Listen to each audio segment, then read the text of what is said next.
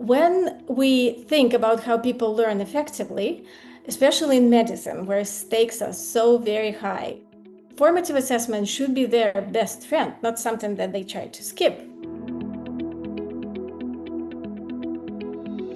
Most students, especially high achievers who get into medical school, they're not used to being wrong, and they're not used to struggling, right? So formative assessments is this great opportunity for them to normalize that struggle and teach them to ask themselves questions. So what did I miss here? What pattern am I not seeing?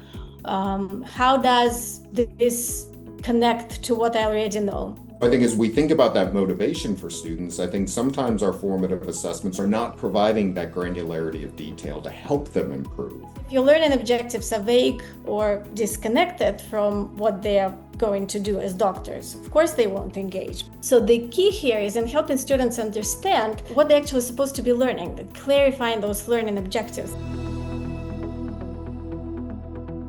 In general, formative assessments should be graded on completion rather than, the actual performance.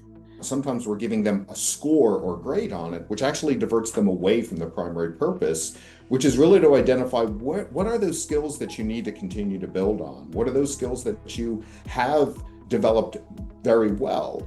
And I think as long as our formative assessments are separate from the learning process, we're going to have difficulty with student motivation.